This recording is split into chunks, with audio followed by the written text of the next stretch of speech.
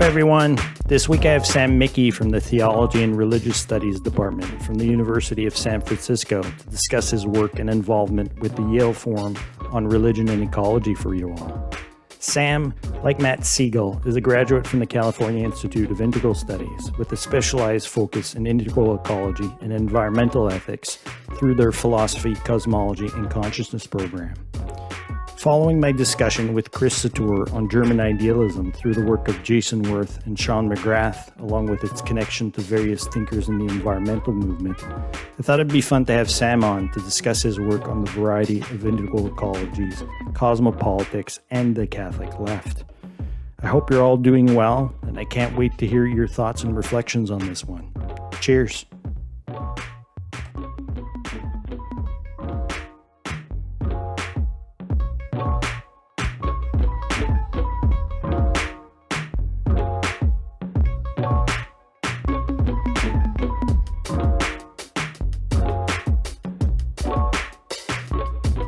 Off the conversation with Matt Siegel, I'd be curious to know, actually, if you know, because of your work and the associations that you've had through CIIS, if you know Gregory Baum up from Montreal, actually. Oh, no. Okay. Not familiar. Okay. Well, he's a Catholic theologian. He's a pretty big Catholic theologian. And I was curious to know because he's had, I guess, some back and forth with Thomas Berry over the years. And, well, maybe Thomas Swim might actually know him, possibly. Not too sure. I would imagine. I know, Brian Swim definitely knows most of the people who are in deep conversation with Thomas Berry's work. And so, yeah, it sounds like a close connection. Yeah. I'll have to check it out. Well, like I was saying, I mean, because CIIS and Thomas Berry has had massive impact on a lot of people up in Montreal. So I'd like to just reiterate again, this is, this huge honor for me to sit down with somebody that has studied his work so thoroughly and moved his work forward in so many unbelievable ways as well. And the network that you've maintained throughout all of your work, it's a real honor for me to connect with you. And your book, in terms of the varieties of integral ecologies, I know it was in the solo product. It was a collaborative effort, but the book has had a tremendous impact on me, and I'm hoping to dive into that a bit more. But before getting into that, I'd like to know a bit more, I guess, in terms of your background, because you did your BA and your MA in Texas, if I understand correctly, right? That's right. Yeah. Okay. And because I grew up in Texas, so it was kind of by happenstance that I landed there for college, and I was at the University of North Texas, which is in a little town called Denton, kind of a suburb of Dallas. And they happened to have a philosophy department that focused on environmental ethics. Okay. And I was into philosophy. I kind of grew up being interested in philosophy and theology, and wanted to major in it. And then they were all like, environmental ethics. And I was like, that sounds terribly boring. And once you study it a little, I was like, oh, this is one of the most radical perspectives out there that's really questioning the foundations of our civilization. Yeah. And opening up beyond just Western perspectives, because the environment's everywhere. So there was, Asian philosophy, people were working with comparative philosophy, and really fell in love with it. Cool. And then, but my master's degree actually kind of departed from that. And I was studying linguistics and anthropology just because I met professors who were doing that work. There was a kind of Heideggerian ethnomusicologist studying trance in Africa. Okay. So how African religious rituals often involve trance, and the way drums facilitate trance experiences. And so I was just like, that sounds amazing. And I don't know much about African religion. That's kind of a gap in my knowledge. So I wanted to study with him. And then Hadge Ross in linguistics, I was just enamored with his work. He was a close collaborator with George Lakoff, and just loved his perspective on language and poetics. And so, stuck around there for the master's degree to try and just broaden out. Okay. And then, one thing leads to another. And I'm like, is there a way to integrate all these different fields of study? Anthropology, linguistics, sociology, ethnomusicology, philosophy, religious studies. And so integral studies made sense. And so that's when I ended up out at California Institute of Integral Studies. back in, oh geez, 2005, I guess. So different world then. Yeah. The rents in San Francisco were a little more affordable and things. It's not the same as it is now. And that was before the philosophy, cosmology, and consciousness program had any online offerings. It was a very different world. And was lucky to study with like Ralph Metzner while he was there. That was just a couple of years before he retired. And so very interested in, kind of like psychedelic research. And the East-West psychology program I found very interesting. And then stumbled across Mary Evelyn Tucker and John Grimm, who are students of Thomas Berry along with Brian Swim, and they were offering a class, and just like a one-off. And I happened to be there when they offered it, and totally fell in love with their work. And then they connected me with Brian, and then the rest is really history. And so since then, I've really been involved with the field of religion and ecology, and deeper into environmental philosophy, and certainly very grounded in the Thomas Berry, Brian Swim kind of perspective on the universe. Wow. Okay. But the department in terms of environmental ethics you were in, it was in the philosophy department proper, or was it an interdisciplinary type of program? What was it again? Yeah, it was the philosophy department, and it was a philosophy and religion department. They didn't separate those because years before they kind of had a problem because it's Texas. And so they had a religious studies department that was basically teaching kind of like fundamentalist Christianity. And so the philosophy department was like, we can't let this happen. So the philosophy department like swallowed the religion department to kind of clean it up and make it a legitimate field of study. So yeah, philosophy, religion, and the environment, I never really could separate those because that's just how I was taught. If you do one, you have to do the other. Yeah. Okay. No, because my formal background in education is actually in religious studies up at Concordia up in university in Montreal. So, and it does, I mean, it has a much more of a sociology, anthropology bent to it. But what drew me in was really the psychology of religion that really drew me in there and stuff like that. But just the fact that it's so interdisciplinary in nature, religious studies. They're so open to so many different methodologies. So that's where I just felt more at home. So that's where I spent most of my time in accumulating my credits. Okay, cool. Nice. Yeah. So what made you, I guess, attracted to CIIS? I mean, the jump from Texas to California and CIIS is a bit of a jump. Yeah. I remember when I first moved out to California, and I would have to show people my ID for a variety of things. It was my Texas driver's license. They'd like look at me suspiciously. Like, what are you doing here? Yeah, I think, I mean, a big draw was the presence of folks like Ralph Metzner, right, who was a student of Timothy Leary, and Stanislav Grof. And so very interested in psychedelic studies. And, Ralph Metzner also did a lot of work with eco-psychology. So I kind of was interested in this possibility of thinking about how can psychedelic experiences facilitate ecological awareness. Gotcha. Okay. That was kind of the idea. And very quickly put that aside. It's kind of like when you meet so many other people working with psychedelic studies, you're like, oh, okay, you guys have that. Yeah. And I got very interested in this broader question of how can religions more generally facilitate ecological awareness and the kind of ecological transformation we need if we're going to have like a habitable planet in the future. So the broader question of religion ecology opened up. And then, of course, but you can't really think religion without thinking it interdisciplinarily, like you're saying. And so the idea of integral ecology started to come up. And that was around the time that the philosophy, cosmology, and consciousness program I was in was kind of launching an integral ecology track. Okay. And so I was part of some people kind of sitting around a table trying to figure out what this track would be about. And so we started to develop the idea of integral ecology, and which basically just means a holistic interdisciplinary approach to ecology, like in a nutshell. So that became the focus of my work. But yeah, initially it was kind of the psychedelics and ecology thing that actually brought me out. And, and where else are you going to do that than San Francisco? Yeah.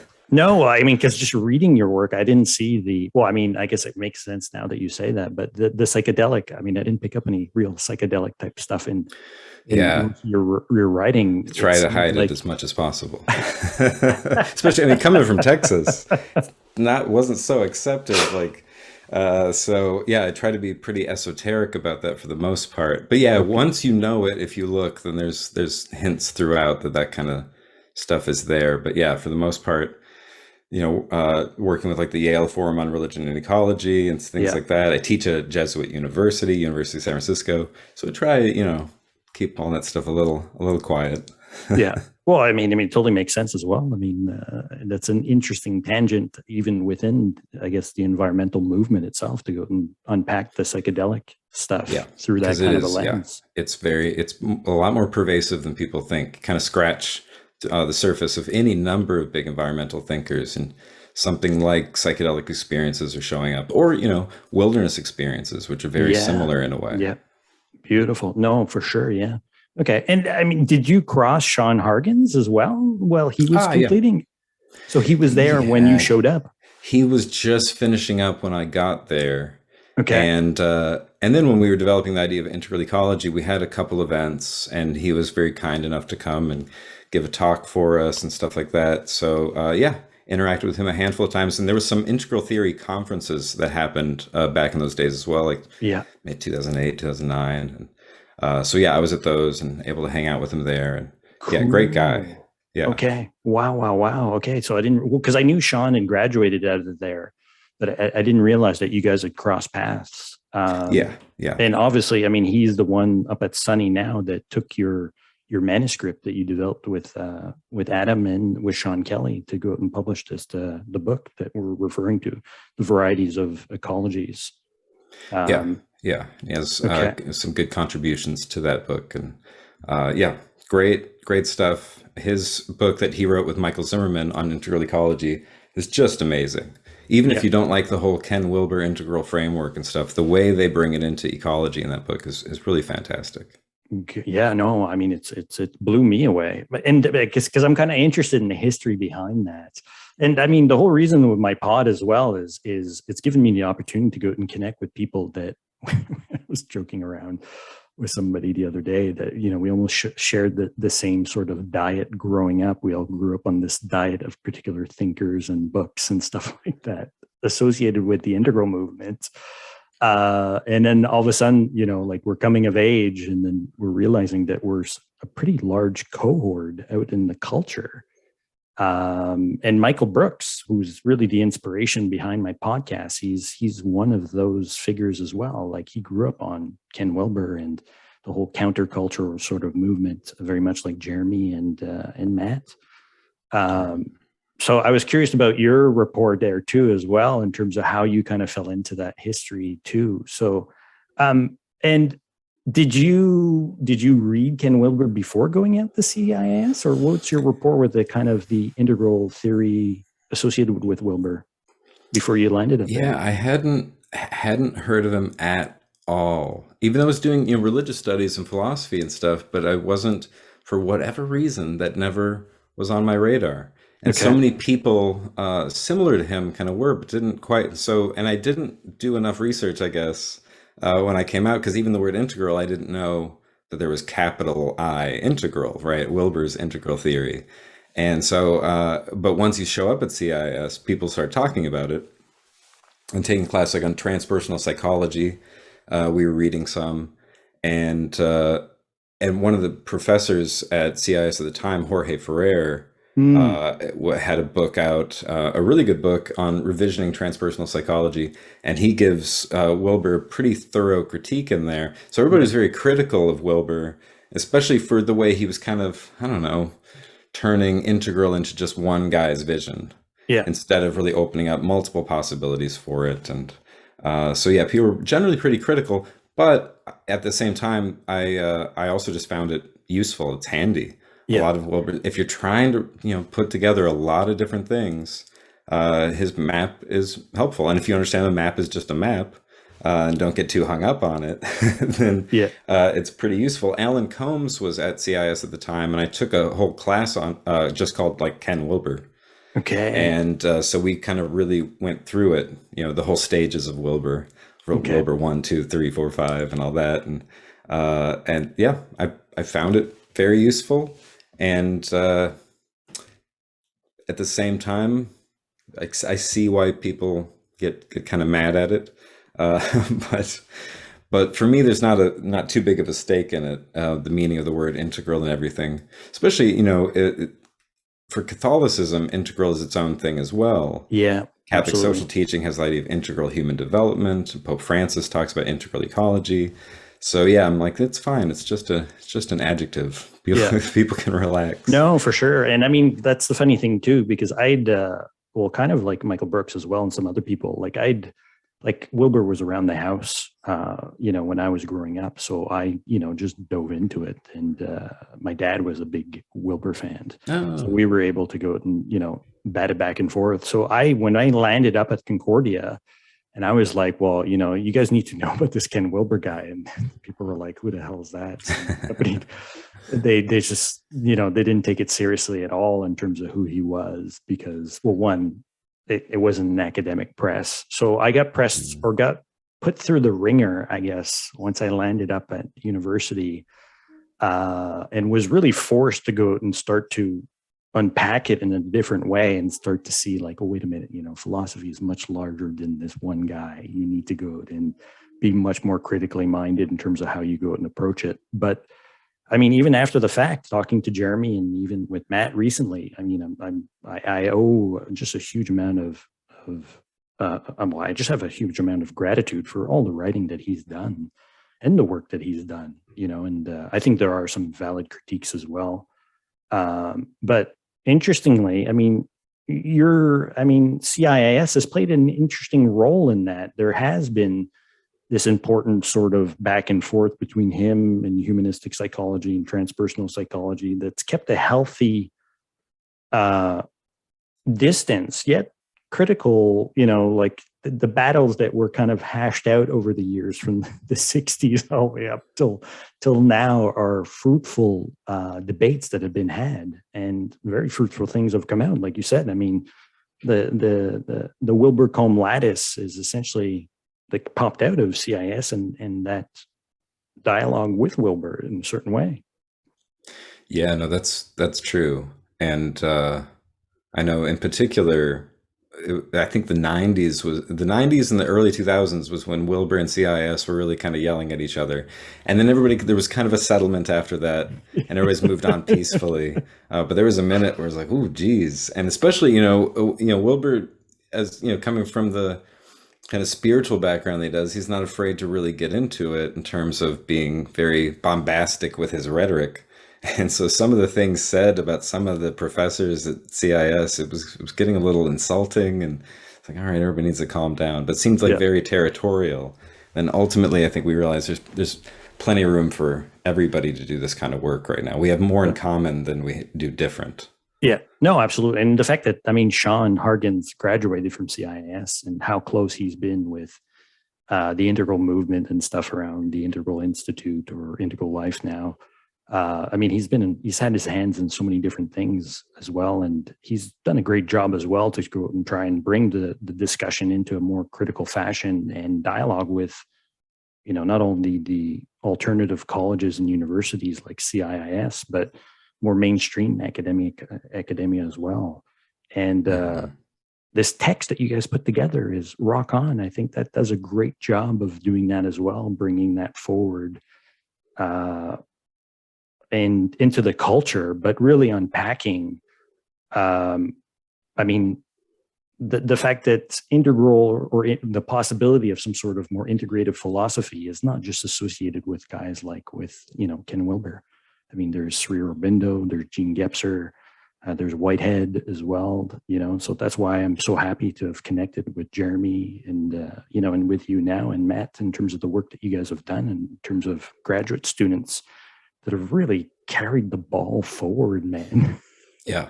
Yeah, it's the next generation really doing it. And, Yeah, and I think making integral more accessible, more realizable for people. yeah. And what was kind of a vision for the generation coming out of the 1960s is really becoming a reality in a lot of ways. Yeah, no, absolutely. And so, but what's your connection with Adam? Because he's a graduate student now, if I understand, but you guys seem to be Yes. like very close buddies. Oh yeah. I mean, yeah, me, Matt, Adam. I guess they were Matt and Adam were both. students, like master's students, when I was kind of finishing up coursework in my PhD. Okay. But, you know, it's a pretty tight knit community, so we're all going to the same parties and stuff. Yeah. And so yeah, all good friends for sure. And Adam's currently working on his dissertation. I think he's almost done. I think he's just got a couple of periods to put in, a comma, but I think he's pretty close to wrapping up. And so yeah, we were hanging out, and when we do events for the program where we kind of give talks and read papers for each other and stuff, and we were part of a small part of the community that was really interested in philosophy. Because Okay. some people, not so much. They're interested in the universe story. Some people are studying, you know, psychedelic studies or astrology or esotericism, and so looking more at religion or theology. And some of us were like, yeah, what about philosophy? Yeah. Philosophy proper. And that can seem really heady to some people. And so some of the more integral people are very heart-centered. They're like, I don't want to get there. And so Yeah. we're like, well, we do. And so it Okay. was easy to make friends with a small group that was really interested in that kind of stuff and getting deep into what, you know, rationality is, and the Western philosophical tradition coming out of you know, ancient Athens, and like really getting into that. So yeah, easy friends. And then I don't know how Adam got involved with the book. I think we all kind of were hanging out, like me, Adam, and Sean, and we're just like, we should do a book on this. All right, we'll edit it together. Because I don't think Wow. any one of us really wanted to do that, because it's a, you know, a lot of work. And we're like, oh, well, I'll do it together. And I was wrapping up my PhD when we started that, and it took a good chunk of time.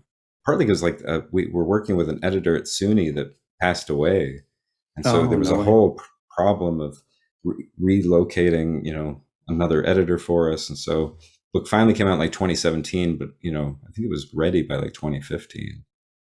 So yeah, all good friends for sure. I haven't seen Adam or Sean in a couple of years because they're in East Bay, here in the Bay Area, and I'm living up in Sonoma, which is just far enough. And during the Yeah. pandemic and stuff like that, so yeah, I need to hang out with those guys again soon. Okay. Well, either way, I mean, well, to me, it's interesting the history behind it and stuff like that, to make the connections. And in terms of your own PhD, I mean, you did it essentially on integral ecology, essentially, if I understand correctly. Is that what you specialized in, or that's what? Yeah, Yeah. basically. Okay. And specifically trying to think about the philosophical foundations of integral ecology, like what are some of the basic concepts that we can use to think integral ecology? And so then really looking at, you know, people like Whitehead, seeing what phenomenology can contribute, deconstruction, um, like feminist theology. I was working with Catherine Keller, a great feminist theologian, and she was my external reader for the dissertation. And then definitely a lot of the Thomas Berry, Brian Swim stuff was in there. And so trying to just show how it's not, or like what you were saying, people were like, I don't know, this doesn't seem academic, this Wilbur guy. Publishing with Shambhala and stuff like that, they're like, I don't know. And I'm like, no, it's definitely legitimate, it's clearly oriented towards some of the basic concepts in philosophy and theology and religious studies. And so yeah, drawing that kind of stuff out. Um, Donna Haraway, Bruno Latour, those kind of folks show up a lot. So yeah, it's really just trying to look at what are the basic concepts we use. And a lot of it's just like about boundaries in that sense. Mm, Like the main thing that happens when you're trying to integrate is you're having to deal with difference. How mhm. do you integrate across differences? And that's always weird. Weird things happen on thresholds.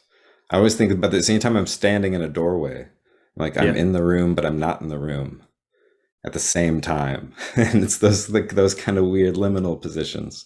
So a lot of it was working with that. So I had the really silly idea of dividing my dissertation into three sections, beginning, middle, and end. And beginnings are about beginnings, middles are about middles, ends are about it. But there's three different kinds of thresholds. Yeah. So No, just because trying it to just understand limits. it's well, I think it's fantastic because I can see how much you've not only like you've just chewed on this for so long.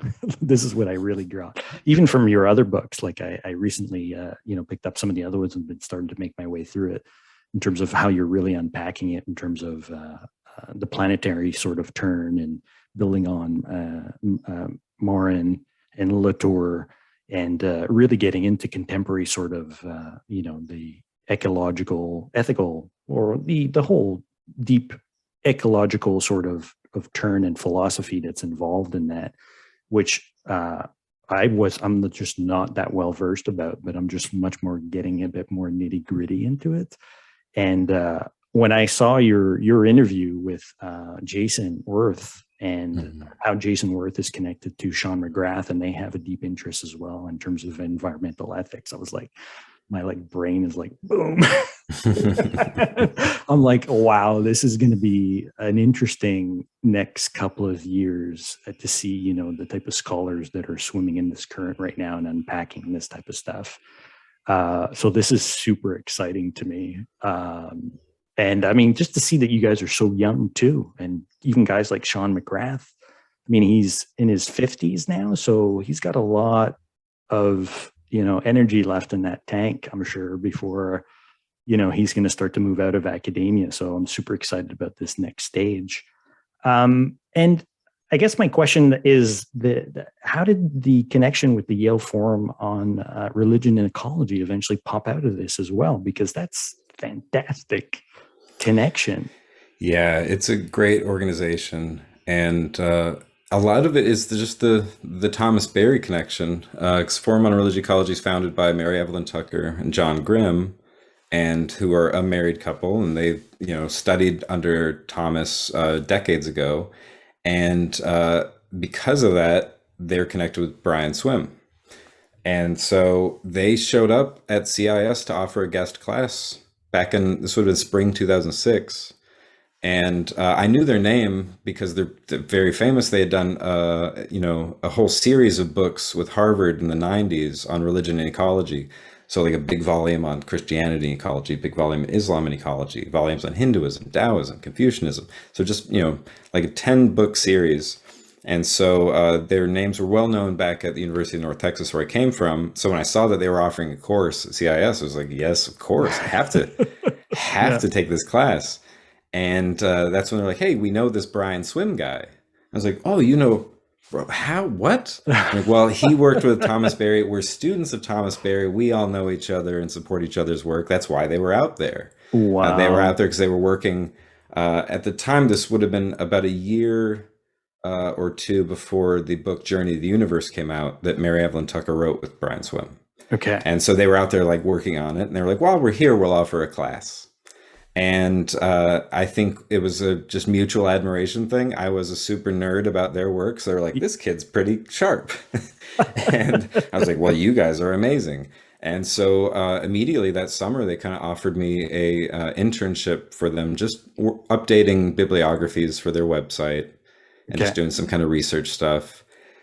And it kind of built out, and they're like, hey, maybe next summer you can do it again.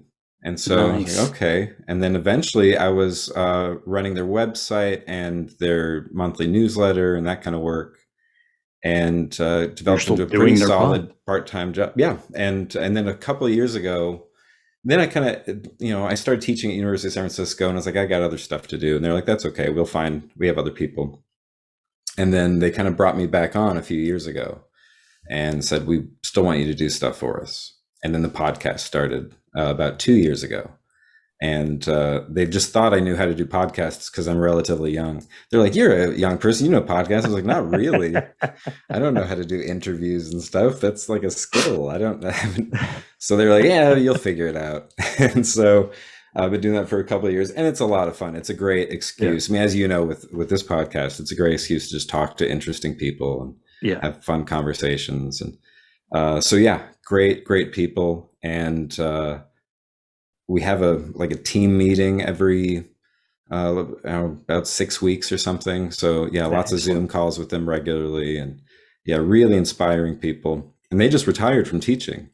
So they're going to focus a little bit more on the kind of work with the forum. And it's a fantastic organization. We work with the United Nations Environment Program. It's, it has a far reach. It's huge. Yeah. It's huge. And the reach is amazing as well. But I guess the connection to Yale, because they were teaching at Yale already. So this is why they created the forum there? Or how did that come about? It actually started at Harvard with that conference series. I was mentioning the book series on the world religions and ecology was based on all these conferences they did at Harvard. Okay. And so Harvard has the Center for the Study of World's Religions. And that was like the mid 90s. And then in around 2008 or 9, they moved to Yale. So yeah, when I started there, it was the Forum on Religion and Ecology at Harvard. Okay. And then they started teaching at Yale, offering a joint position between the environmental studies, the forestry and environmental studies program, and the divinity school. So they were between both. So they had this really Cool. unique degree where you would take classes that are straight up environmental science, environmental studies, and straight religious studies, and you'd learn to combine them.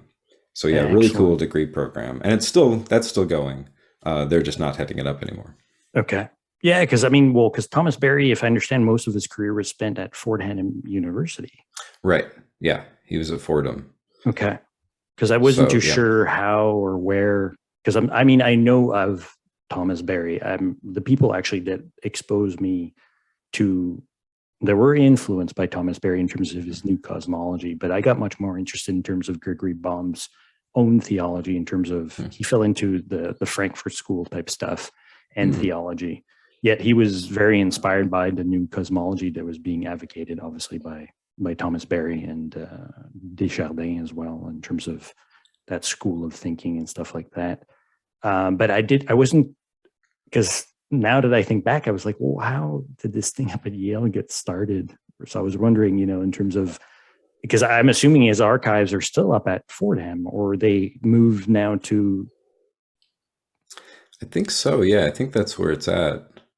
Okay. Um, and that's where, there was also a center that he had called like the Riverdale Center that was kind of his own thing, and people would meet just to study this kind of stuff. Okay. So there's all kinds of people out there who are like, oh yeah, I studied the Thomas back then. And they're all still friends. Like you can tell something deep impacted them because it's a really Okay. tight knit group of people. Not unlike the community at CIS, where it's like, well, if you're a handful of people who are really diving deep into this stuff, you kind of become lifelong friends, Yeah. even if you generally don't like each other. It's like, yeah, but we still have these interests, and so it's still so important to be in dialogue. And Yeah. yeah, a really special group. And I didn't know really about Barry's work until studying with Mary Evelyn and John and Brian Swim, and I was like, "Who's this guy?" And it's Yeah. like deceptively simple. He uses normal words, and there's no big map the way there is with Wilbur. And so at first I was like, there's not enough to chew on here for me. I don't, this might be relevant to people who are getting introduced to stuff, but and then the more I got into it, I was like, oh, this is really deep, Yeah. and especially that he's able to put it in such simple language. Yeah. And so every word really matters, even though they're not like technical terms, not using a lot of jargon. But yeah, you can tell that he's studied deeply for a long time before writing some of these texts. These aren't like texts from a young guy. Like No. the Great Work is a good example, or the Universe Story. Like these, this is somebody who's been thinking about this for his whole life in a very deep way. So yeah, the more I've gotten into it, the more I've appreciated it, and using it as a teacher even more so. I'm like, oh yeah, he knew what he was Yeah. doing. But he's just as big as Houston Smith in a certain way in terms of the study of comparative religion. I mean, he's a giant. I mean, Yeah. his what he's studied, I mean, in terms of, I mean, his specialization in terms of East Asia, I mean, the scholarship that he's personally done there is so inspiring for somebody in religious studies that saw that, that where he was coming from and that kind of of research and scholarship and just deep appreciation of all the great religious traditions out there. I mean, he was a towering, well, he still is a towering figure. So it's so cool to see his work being carried forward there as well. And like you said, I mean, he's had so much influence on other institutions, CIIS, Harvard, Yale. In Montreal, I mean, we have the Thomas More Institute, Mhm. which has a deep sort of Catholic community that has it's a small liberal arts college that's associated with Concordia University and McGill. Mhm. And usually they're ex-students from either from Concordia or McGill that keep on going there for ongoing continuing education and learning. So, and that's actually where Bernard Lonergan actually went out and gave some of his foundational sort of lectures in terms of his, theology and stuff like that, that actually came out of that. He was teaching Mhm. there. So he's had a major impact on some people there. So Gregory Baum, Bernard Lonergan was there. And I mean, the influence of Thomas Berry on so many people that I know around that particular small college, liberal arts college, is so prevalent and still very strong here in Montreal. So that's the impact that he's had and stuff like that. Nice. Um, Yeah. and so, because I feel, or at times I wasn't too sure. Now you're at a Jesuit university. I think it's one of the longest. I think it is the oldest Jesuit institute on the West Coast, isn't it? It's a good question. I don't know. Or one of them. Loyola Marymount in LA might be older. But yeah, we're definitely one of the oldest for sure. Okay. Yeah. Gotcha. Okay, Yeah. because I was wondering in terms of your interest in terms of Catholicism, because when I was reading or taking a look at some of your stuff, I'm like, oh, he's a Catholic. You know, like this is what he was picking up on, and this is why he's so interested in Thomas Berry and stuff like that. I don't know if I'm reading into it or was reading into it, but I would have never guessed the psychedelic type stuff. I was like, no, he's just a Yeah. Catholic. Psychedelic Catholicism, essentially. Uh, and yeah, I was raised Catholic, still, consider myself Catholic. It's just complicated because of a broader commitment to world's religions and things beyond Catholicism. Yeah. But yeah, deeply religious as a kid. For some, like when I was like 8 years old, people were like, "What do you want to be when you grow up?" Classic question for a kid, and I would say the Pope. No way. And my parents were like, "All right, that's kind of strange." And like, good luck, kid. They're like, they don't normally pick Americans. That's not a normal option for Pope because we're very weird here. It's such a Protestant country. Like, you can't really. American Catholics aren't where the church is heading. But good luck. Okay, that's hilarious. So yeah, it meant a whole bunch to me. And then it was like high school that I started like learning other ways of thinking, getting into even like atheistic kind of existentialist stuff, Schopenhauer and Nietzsche, reading like Lao Tzu, Zhuangzi, getting into Taoism, Buddhism and stuff. And I was like, wait a second, there's other things. And so really ever since then, I've tried to be more Catholic, I guess, in a lower C sense, really universal, right? Yeah. And so, yeah, somebody like Thomas Berry is one of those people I was like, oh, this he's doing. He's really able to think across East and West and indigenous traditions and taking into account current scientific developments and really just holding it all in a very capacious kind of way. But yeah, always attracted to Catholic thinkers. And even, like people like Heidegger, very Catholic. He was aiming for the priesthood and then took a more like turn toward kind of a paganism. Through poets like Hölderlin. And so, yeah, I was super attracted to Heidegger, not knowing that he was Catholic. And then later, like, oh, of course.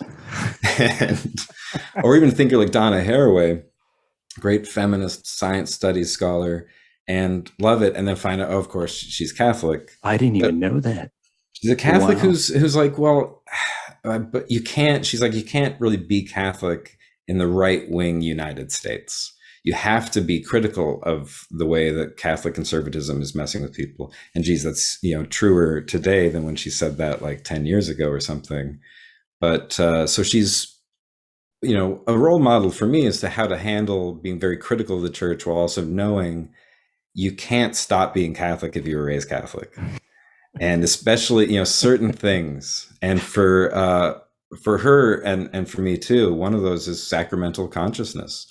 That weird idea that the bread is the body of Christ. Yeah. That the material thing is this semiotic thing as well. That it does signify this deeper reality. And so then things like material and semiotic or natural and cultural, those implode. Absolutely. And I remember like students, I grew up around a lot of Protestants who would always tell me that I'm not a real Christian and not a real American, because apparently my allegiance to the Pope in Rome is I'm not an American and I'm going to hell. And I was like, no, you're wrong. And so we'd like argue about what communion meant. Wow. And that was one of those things where I was like, no, but the bread is the body. They're like, nah, it's just a symbol. I was like, but the symbol is in the material. It's one reality. And of course, Protestants don't think that. They're not into transubstantiation. No, exactly. And so, yeah, that's stamped on me. And so like, I see the world that way. so I can stop going to church. I can, renounce my faith, whatever. It's like, yeah, but you still see the world like a Catholic. Yeah. And Wow. so, yeah, Haraway is one of those people like that. And so once I learned that, I was like, oh, of course. Now it all makes sense. The way she's like, nature and culture can't be separated. I'm like, because you're Catholic. But yeah, it's deep. And so it's great teaching at a Jesuit university where I can kind of let that out and tell students, you're at a Catholic university, so I get to say Catholic stuff to you. No way. That's cool. No. I Yeah. mean, that was like, I was in the impression kind of coming into this chat that I was like, well, one, how did this Catholic end up at CIIS? There's a lot of us. I'm not alone. Sean Kelly, who was my doctoral advisor, and obviously did that the book, The Variety of Integral Ecologies, with him. He also Catholic. Really? Yeah. So a lot of us, and Canadian as well, if I understand correctly, yeah, too. Right? That's right. Okay. French Canadian too. Is he? Uh, how do you tell how French somebody? I mean, I'd say so. I think his French sounds Canadian enough to call him French Canadian. Okay. So yeah, another Catholic, and there's And others Brian as well. Brian Swim. I I don't know, because we have a few Episcopalians, and sometimes that throws me off Yeah, because they're so absolutely. Yeah. similar, and they're not. It's not Protestant, so you go, okay, close enough. And yet now even Episcopalians can go out and call themselves Catholic because of Pope right. Benedict. Yeah, in terms of what the changes he's brought in, which is an interesting twist. it is. Yeah, like, well, we're closer to the same side than those reformers. So yeah, I forget where Brian is in it. Also, like Jake Sherman, who's chairing the program, I believe he is Episcopalian as well. So yeah, it's it's a thing. If you're really trying to live up to the promise of the Christian faith, and you're living in a globalized world, it makes sense that you're going to have to take the integral challenge of really embracing all the different perspectives on the planet. Yeah. And so, like, the most Christian thing to do is to not be restricted to your Christianity. Yeah. No, and I mean, this is what happened to me. Like when I showed up at Concordia and I was like, well, you need to study this guy, Ken Wilber. My professor is like, who's this? And he created this integral theory. And he was like, well, what? He studied Jacques Maritain. And I'm like, what? He's like, Jacques Maritain. I'm like, what about him? Like integral humanism? Is that what you're talking about? Like Jacques Maritain's theology? And I was like, I don't think so. He's a Buddhist. And he looked at me and he was like all confused. So we just both kind of looked at each other. And at that point I was like, okay, well, what is he talking about, Jacques Maritain? And then at that point I ran off to the library and started to dig up. Because I mean, I'm from Montreal, but I come from a family that's been deeply scarred by the Catholic Church in Montreal. I mean, our relationship as French Canadians or as Quebecois, we can go out and say here in Quebec, is so tense in terms of, and all the way up to the 1960s in terms of the Quiet Revolution. I mean, the church literally ran our schools, they ran our social services and hospitals and everything else. So that revolution that happened over the course of that, like my parents are of that generation. But it was only afterwards, once I went to an English university and got exposed to some of these other Catholic thinkers, and ironically, English Catholic thinkers a lot more. Like I was able to go out and, I wouldn't say heal my faith because I was protected from it from my parents. Like I grew up with Alan Watts. Like my parents went off the deep end. They turned into this like beat type whatever. So that's what I grew up with. And then, like I grew up with as a sort of a nightstand Buddhist, as we say in religious studies, right? Although I've gone on Sesshin and I even studied in terms of Zen. Like my first Zen teacher is Albert Lowe here in Montreal. And he was a direct student of Philippe Capelot. So he, he eventually left the States and came up here and set up shop. So he runs the Montreal Zen Center. Oh, cool. And thanks to him as well, he was very open, and I said but this Zen thing somewhat doesn't make sense to me, man. And he looked at me at that point and he was like, well, he's like, just keep coming back and we can talk about other stuff as well. But he said, and I looked at him, I said, I'm a baptized Catholic. And he says, that's fantastic. He said to me. And I was like, how is that fantastic? Well, he's like, he says, what's wrong with the Catholic faith? So he was very open to me to explore that. And he gave me eventually like Meister Eckhart and some other people to go out and read. So, I mean, I was transformed through that in various ways. And yet it's confusing as well to go and being like, we're part of the Zen tradition. And yet here we are passing around books within Catholicism and stuff like that. And my conversation with Jeremy and with Matt as well, and I'm happy I'm having this conversation with you, is, I mean, because CIIS is this weird place. Yeah, very. that this melding of East and West in a beautiful way, where people get to go and explore all these topics that we're talking about. And I'm happy to hear that, there's some deep Catholic roots within there as well that are kind of, batting the ball back and forth and having deep conversations around that. But I guess what I'm trying to get at is my conversation with Jeremy, because he's a Catholic too. And we were talking about like, where is the Catholic left today? Right? I mean, religion in a certain way is being co-opted, particularly Christianity, by the right. And yet, like we're talking about, Catholicism has a deep intellectual tradition, philosophical tradition, and theological tradition.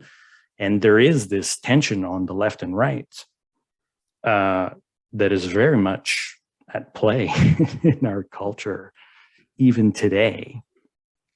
So my question to you is that when you published this book, you published this in 2017, and Pope Francis had just dropped Laudato Si. And how did that change things for you? Or were you even thinking about that when you were putting this book together? Yeah, when people were initially writing the chapters for that book, it was before Pope Francis wrote that encyclical. Yeah, Laudato Si came out in 2015. And I think most people had their chapters in by like 2014. So we were like, oh, well, this changes things. That's a very prominent religious leader. I mean, there's a billion Catholics in the world. It's a very large denomination. And so we definitely took note. And mentioned well, like you the guys preface, more than just took note, man. You guys, the whole introduction is built on it, and you guys are drawing on. So I was like floored and excited to go and read that. But I mean, it's more than just, you guys kind of tapered it in at the end. You guys really thought about it in a certain way. Well, yeah, because it turned out that Pope Francis was saying exactly the kind of stuff we were saying. He was drawing on the same thinkers, and not citing them. And so he doesn't cite Thomas Berry because that would kind of be a controversial citation. And even more so, right? Pope Francis kind of identifies integral ecology as listening to the cry of the earth and the cry of the poor. That's like right there, really early on in the text. And all of us, having studied, integral ecology, we know that there's this liberation theologian, Leonardo Boff, from Brazil, and that he has a book called Cry of the Earth, Cry of the Poor. That's not just like a quote from Boff, it's a book title. And Pope Francis doesn't cite it. He doesn't put it in quotes. He basically plagiarizes the term, because you can't mention liberation theology in Catholicism without making a lot of waves. Yeah, exactly. And so we were just like, oh my God, he's saying this stuff. We were already writing about Leonardo Boff. We already saw, because he published some stuff on integral ecology back in the mid-90s. Yeah. So Boff's work was one of the first people to actually use the phrase in print. Okay. And then Thomas Berry was using the term integral ecology among friends and colleagues and stuff, but not publishing a lot about it. But so that's, we were aware of the Berry-Boff integral ecology thing. And then here's Pope Francis 20 years later, basically using all of their language. And so we're like, this is really kind of validating what we're saying. And yet we have a way to also think about this without being committed to Catholicism. Yeah. Because there are ways to be integral if you're not a Catholic. And so trying to open it up. And of course, that's his point as well, right? Laudato Si, Pope Francis is saying this isn't just addressed to Catholics. Normally an encyclical isn't really even for all Catholics. It's really just for people who are in official positions. And this one is for everybody. It's for all humans on the planet, because we have a planetary problem. This one's for all of us. Yeah. And so we felt like, well, that's our message too. So yeah, it's really been quite a blessing. And then I've been in a weird situation ever since, where now when I say integral ecology, people don't think Wilbur. They don't Exactly. think, they're like, oh, you mean like Pope Francis? I was like, well, all right, yeah, we can work with it in that way. But of course, for some people that just raises eyebrows because they're like, oh no, Catholicism and all the Yeah. terrible things the church has done and still does. So yeah, complicated legacy. But yeah, so then for a lot of people, they think of me as like the Pope Francis guy. I'm like, oh, all right, Wow. yeah, happy to do that. I like Francis of Assisi, and I teach at a university named after Saint Francis. So I mean, that's it's everywhere. And yet, I also am aware of the way that the Franciscans, in particular, were responsible for native genocide throughout California. Oh, And yeah. and Wow. it's a terrible legacy. It's so hard to support the church while also being critical of the church, and it's so complicated. I think Pope Francis is doing a fantastic job. He's done a good job of trying to show some sense of apology for native genocide, and obviously the residential schools in Canada and things like that. Yeah. It's a hard time to be Catholic, and now with the repealing of Roe v. Wade, and so many American conservative Catholics are very excited to take away Yeah. women's rights. Tough time. So yeah, it's weird. It's weird that at a time when I was kind of trying to basically put my Catholicism away, Pope Mm. Francis kind of says something and then really pulled me back in a way where I have to be a spokesperson for the faith, in a way where I just do philosophy. I'm just trying to do environmental ethics here, and I'll deal with Christian stuff, Buddhist stuff, indigenous stuff, whatever, but I'm not a spokesperson for the faith. And now people are like, hey, what's Pope Francis think about this? I'm like, oh, okay, No not way. easy, not Yeah. easy. Yeah. But Yeah. first, he's the first Latin American pope, and Mm. he's signaling an allegiance to liberation theology. Yeah. That's where Catholic leftism is right now. The Catholic left is in the global South, Yeah. and Absolutely. so I throw a lot of attention that direction, because North America, it's so right wing, and for a variety of reasons in the global South, because people are poorer, Yeah. and that's where Jesus is going to show up. If you believe at all in the message of Jesus, Jesus is going to show up in the face of the poor, and some Exactly. people who are really experiencing that are going to have a better sense of how to realize it. So I think there's a strong Catholic case for communism, and people like Boff are doing it. Especially, I don't know, also liberation feminist theologians. I think Yvonne Guevara is a good example, or even like Elizabeth Johnson, North American writer, but a good example of somebody who's doing liberation theology, doing feminist theology, and really opening up possibilities for those kinds of transformations. Yeah. So I think, or women's ordination conference is another good example. Talk to these women who are like working on getting women ordained, and a lot Okay. of them are right. There's a whole secret network of women priests that find bishops who will ordain them, and then they're out there running liturgy and doing stuff. And I even I have a picture here of one, Father Anne, uh, No and way. my wife is really into feminist theology and just met Father Anne recently, and she realizes she's being ironic by calling herself Father.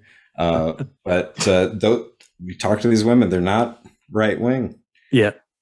So like, if Well, it's an interesting twist because I mean, this is what I was talking about with because Michael Brooks and my connection with Jeremy and stuff like that. We're talking about the left, and we're always like lamenting the fact that the left does not want to go out and embrace religion, or is not willing to have the religious discussion for various reasons. I mean, whether it be Buddhism but Michael Brooks was always willing to go out and do that. I mean, he had Cornel West on his show. I mean, he was, he would openly go out and talk about his impact, well, his time in meditation type retreats, and how that, transformed his whole sort of way of being, and how that influences politics and stuff like that. So Jeremy and I were like, like why what can we do up on the left to go out and revive?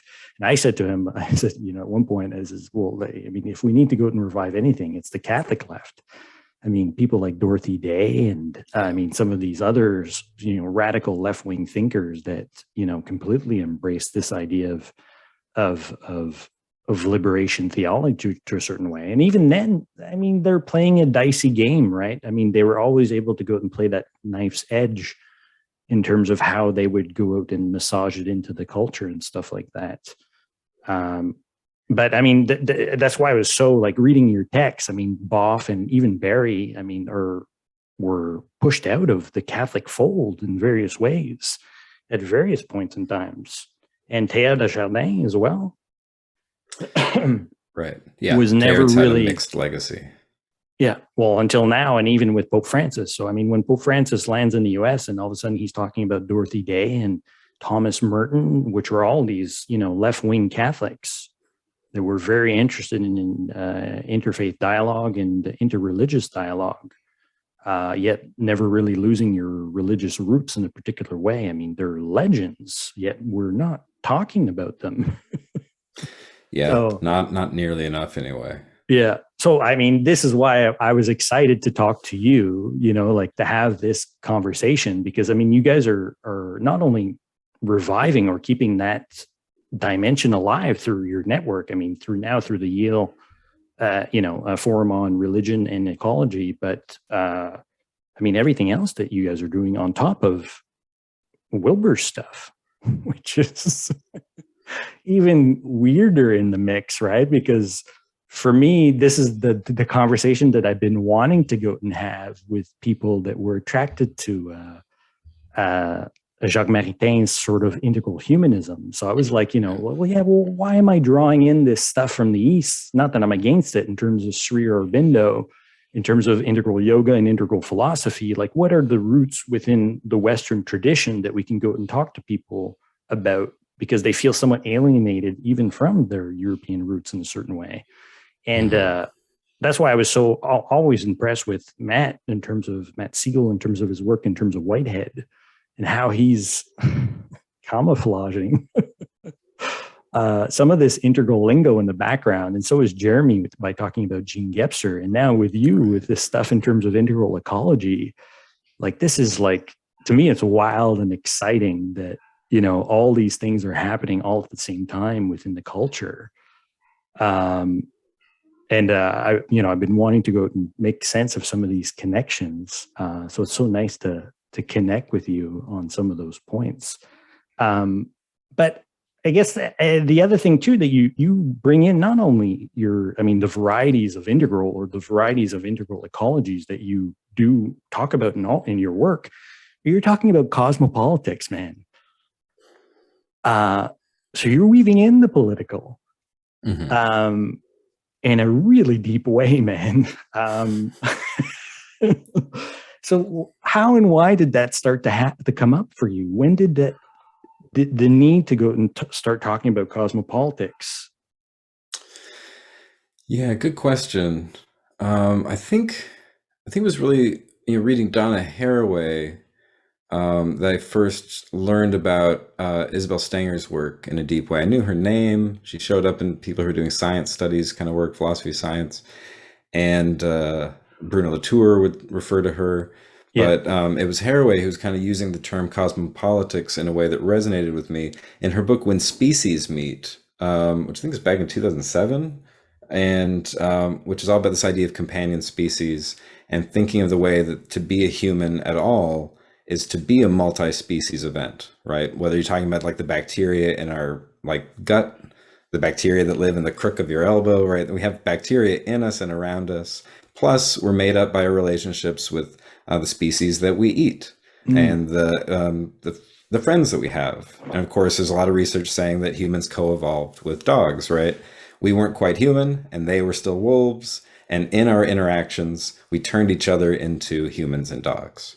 And so that's when I started to really think that you really can't think about politics without thinking about like multi-species kinship, and without thinking about the larger cosmos. Cosmopolitanism is a very different idea. Going back to like ancient Greece, people like Democritus say, I'm a citizen of the world, right? Cosmopolitan. But it really wasn't about the cosmos that much. And for people like Isabel Stengers, Donna Haraway, Bruno Latour, when they're using this term cosmopolitics, they're really talking about putting the cosmos back into politics. and putting politics back into cosmology. Yeah. That you can't talk about science without already being political.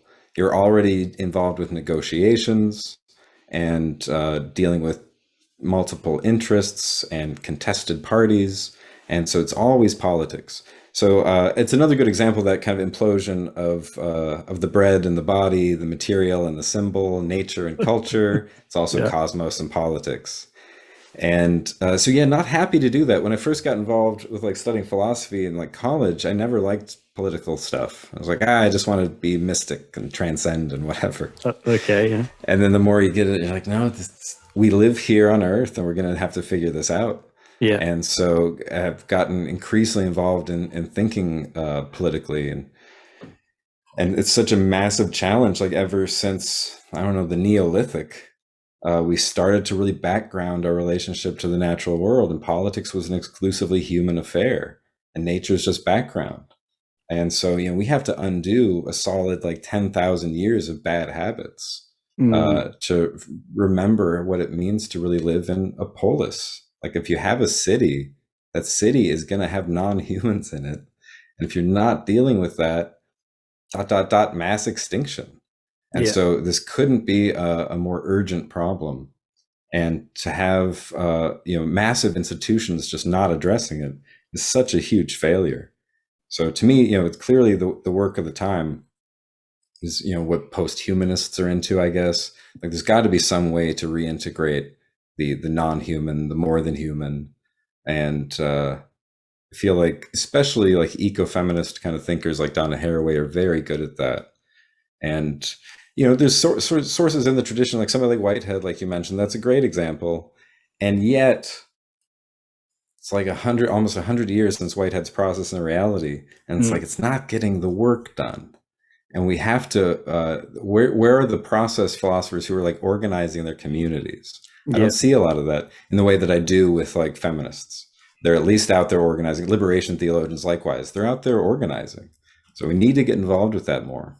And so, to my end, what that means locally is trying to connect with small farmers and trying to connect farmers, who are producing using regenerative agriculture, sequestering carbon, building soil, trying to get them connected with one another and connected to more consumers. I was Yeah. just hanging out with a farmer like last week, and I was like, "What can I do with my stupid PhD?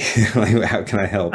He's like, "Well, you can do this and this and this, and maybe do some grant writing for us so we can get some more funding, and so we can offer this cheaper, and so it doesn't have to be only for rich people." So many really Yeah. great small farms doing great work have really expensive prices because it's expensive to do it, and they're Yeah. not getting the kind of subsidies that terrible farms are getting. They're using industrial scale agriculture. They get all kinds of money from the government. It's like, how can we get money for regenerative projects? Like, okay, I need to get to work on that. So cosmopolitics, very big, but at the same time, it's very much about place based thinking, place based acting. So I know people Well, talk because about like what I cosmopolitan love about it, bioregionalism. well, because Michael Brooks came up in his last book, he was talking about cosmopolitan socialism. And I'm with you on the cosmopolitan problem. To talk about cosmopolitanism today is a brutal slug, man. Yeah, And his willingness to go out and throw the socialism in there, I was like, dude, man, I mean, you're going to go out and trigger, and you're American. Like, if he was talking about cosmopolitan socialism, and even in Canada, I would say you might get more of an, but like, I mean, bro, you're American. Like, that's pretty avant-garde and willing to go out and push the envelope. But when I came across your work, I mean, I'm not.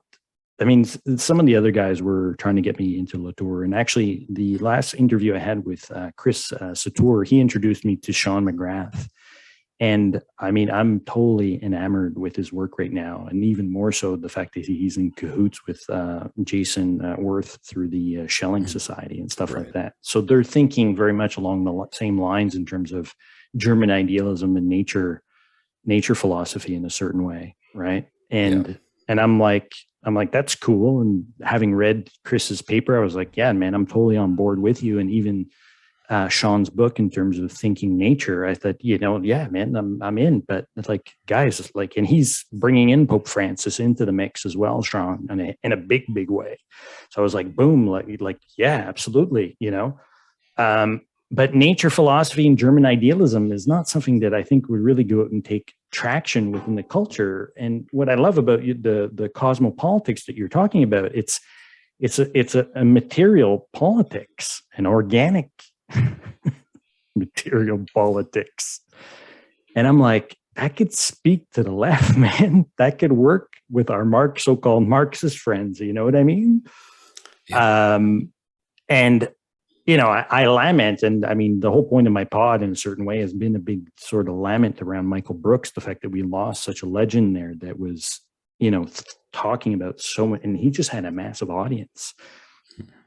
And I mean, not only did he have a massive audience, I mean, he was able to go out and have regular conversations, but the philosophy that was behind his thinking in terms of his performance and his humor was so up there, you know what I mean? And so in a certain way, I mean, I want to keep that spirit alive. And I think you're on to something in terms of this cosmopolitics, which I don't hear Jason talking about. And I haven't heard Sean talk about it at all in terms of their work, in terms of that sort of framing. And I was wondering, maybe if you knew why. I mean, would you happen to know why? Yeah, I think some of it's just terminology. One of Jason Wirth's recent books was on Gary Snyder and Dogen. Yeah. Of course, Gary Snyder, great poet and bioregionalist. And so bioregionalism is not a common term for people doing like political philosophy, but it's just basically like something like indigenous politics. The basic idea is, what if us contemporary humans could learn to re-inhabit our place in the way that we used to, and recover indigenous ways of being and knowing. So he'll talk about that. He's got a book that he's working on anarchy. Oh. And so, yeah, there's just different ways of talking about it. One of the problems with cosmopolitics is it is very connected to Isabel Stanger's term. And so it's kind of restrictive because she's really known for it. And then Haraway and Latour have elaborated on it. But it ends up being a problem that is mostly about the philosophy of science in a certain way. Okay. And so between that and then cosmopolitanism, likewise, it's like, well, it's kind of vague. It's like, well, what kind of cosmopolitanism? Are you thinking like there'd be one like federal government for the whole planet kind of thing? That, like, no. maybe not. What are we talking about? So, if you go back and you're like, well, it's a term Democritus used 2,500 years ago, like that's not helping us. No. And so, so I think that's probably why Jason Wirth isn't using the term. Okay. But if you asked him, are you cosmopolitan? Yeah, of course, citizen of the world for sure. Yeah. But what particularly does that look like? And it's like, well, it's going to have to look like making amends and reparations with the indigenous inhabitants of the planet. And for us in North America, right? North America is known as Turtle Island. And so the new book is called Turtle Island Anarchy. Really? Okay. Yeah. So I know there's a whole conference, Jason Wirth is part of this organization, the Pacific Association for the Continental Tradition, PACT. Okay. And a great group of philosophers. I've been hanging out with them for like a decade, and super cool people. And they're all very invested in making sure that the philosophical tradition is not just Western, but includes Eastern perspectives and indigenous perspectives and the non-human world. We're trying to put actual continents back into continental philosophy. Cool. And so for us in North America, continental philosophy would mean philosophizing from our continent. And so we need a kind of place-based politics in that sense. So cosmos, sure, still in there. But who's cosmos and from where? From where are we asking these questions? And so we want people to kind of be grounded in their place. So in a sense, you could also call that ecological democracy. I like that. I'm still a fan of democracy. Okay. I'll go ahead and advocate for that. And in a way, what cosmopolitics would really want is for every different political position to strengthen itself as much as possible, so that it's as grounded as, like, speaking as a Catholic, of course, Catholics are conservative. because we think that the answer to society's problems is in our tradition. So we want to conserve our tradition. Like, cool, I'd like to see some conservatives that are really conserving tradition. Yeah. And conserving tradition also means you're going to have to preserve the The environment. social and environmental context in which that tradition exists. So it's going to have to care about community. Like, Yeah. cool, I want to see socialists and conservatives arguing from those deep principles and from those deep roots. And so, really thriving ecological democracy can hold those perspectives. That's one of the things I've appreciated about integral politics in the Wilbur style. Yeah. Is they're like, yeah, we can see the right and the left as having some good points. We want them to evolve Yeah. so that we can have better debates, so that we can collaborate on more interesting policies. So we have a politics that's actually about coming up with things that make life better instead of a politics that's about winning and just trying to get your party to win. So I think that's, ultimately what cosmopolitics would be, and that's what Turtle Island Anarchy would be. You're really just trying to let all these different perspectives mature and evolve as much as possible. Yeah. And then we can really move on with having a thriving community, because there's no way that one political orientation has all the answers for all times, all places. And but if we can have real debates and real negotiations in interest of the common good, then I think we can have a habitable planet. Right now, that's my utopian vision. It's just avoiding a mass extinction event. Well, it's Low bar for utopia these days. But even, back to, because this is the other thing too, having read Sean's work now as well, he rips into Latour. And I'm not that familiar with it, but I had a good chuckle reading his work in terms of how he's ripping into him and stuff like that. And he rips into Zizek pretty hard too, which I can't stand him. And Wilbur is kind of a difficult sort of figure in a certain way, but yet there's a whole bunch of people that are swimming out there that are much more sort of integrally informed or interested in some form of integral philosophy than people go out and realize. And Michael Brooks is a classic case in point. I don't think he would go out and push Zizek aside. He would want to go out and bring him into the fold. But how integral theory is not being, sorry, there's a bit of a noise.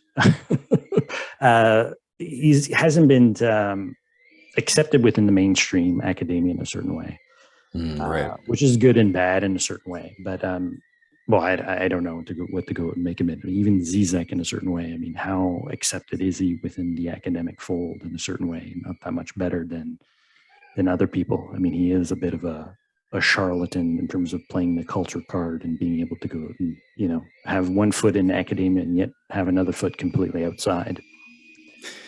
Yeah, that's true.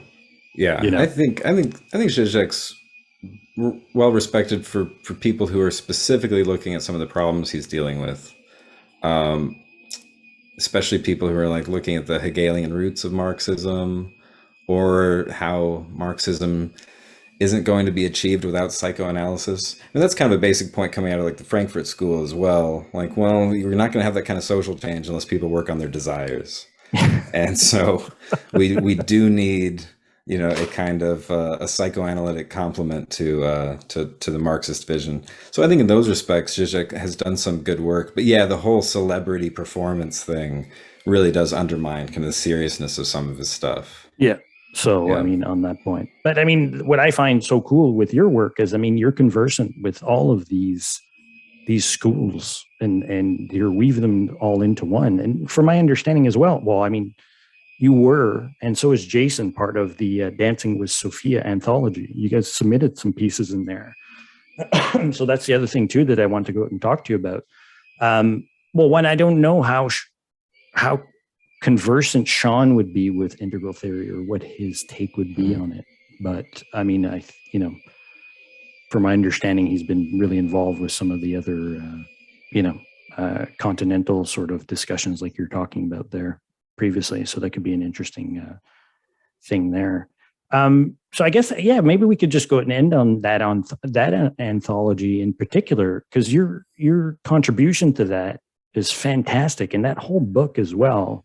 If I can go and push anybody towards two books out of our conversation, is really your varieties of ecologies, the text that you put out with Sean and Adam, and in that Dancing with Sophia, the integral philosophy on the verge. How did that? What's the bit of the backstory in terms of how that anthology came about? Do you know, or Yeah, I think it was. I mean, that Sean Hargens was really a prolific guy, and so yeah, I think it was just him kind of putting out a call, and like, hey, who's interested in integral philosophy? And I was like, oh, that's exactly the kind of stuff I'm into. And so yeah, just wrote an abstract, and he was like, yeah, this sounds great. At that point, I knew Sean, so it was kind of easy to get in. So yeah? so even if the abstract was a bit of a mess, he's like, all right, close enough. So yeah, I'm not sure what kind of feedback he had. That was years ago. I forgot what I even wrote for that. Oh, I don't even remember the title of it. I Yeah, mean, I don't know. well, I mean, one piece that really stuck out for me in that particular anthology was how integral theory is.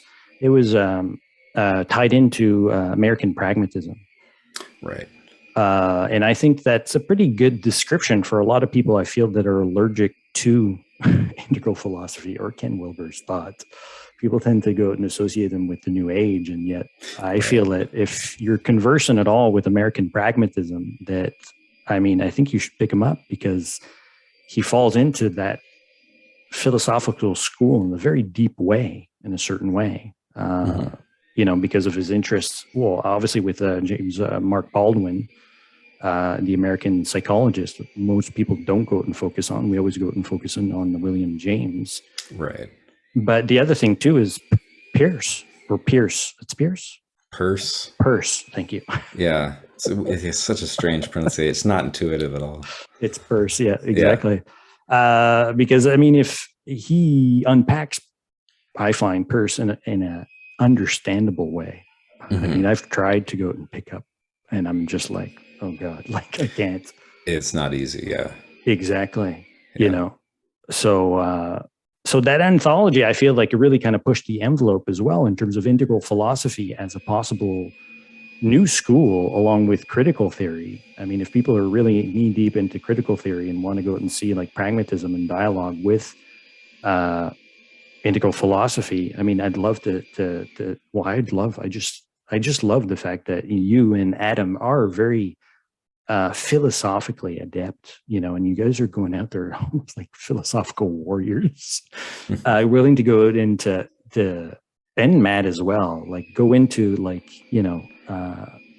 deep conversations around guys like Whitehead or some of the you pick up quite a bit. I find in your work in terms of the deconstruct and turn, in terms of Derrida's work, in terms of Hmm. some of the stuff that you've written about in a beautiful way, just as well as Wilbur. I think, don't go out and just kind of like Peterson, throw this to the wayside and this is all garbage in terms of deconstruction.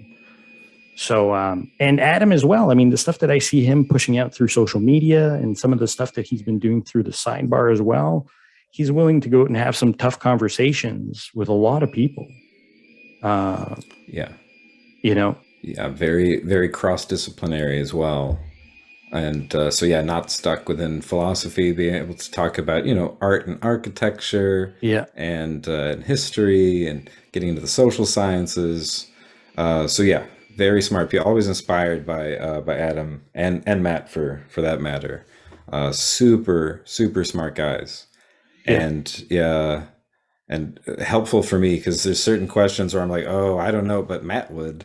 yeah, And so they're helpful people to have around because there's so much work to be done, and with the very simple pragmatic thing of negotiating with multiple perspectives. yeah, We got a lot out there, we got problems to solve, and we need to have some really open and honest dialogue to make it happen. And so it's good to have kind of a team of people who can you can refer people to. Same with Jason Wirth and some of the people at Pact. There's a really, it's inspiring to see because if we've ever needed a whole lot of people doing this, it's right now. yeah, And you think, people like Aurobindo or Gebser, Whitehead, there's a handful of people throughout the 20th century. 21st century, it's a different story. We're really seeing the emergence of a whole new wave of thinkers working on this. It's starting to become strange for people to be locked into one discipline and one perspective. The yeah. new norm is tending toward integral. Absolutely. Yeah. No, and the polarization stuff as well. I mean, you beautifully just kind of riffed on it before as well. I mean, not to be scared of conservative thought and philosophy, along with, going knee deep in terms of the left wing philosophical tradition as well. And I'm finding people just, falling into one or two camps there. Very, it seems to be polarizing around that in the culture as well. Mm-hmm.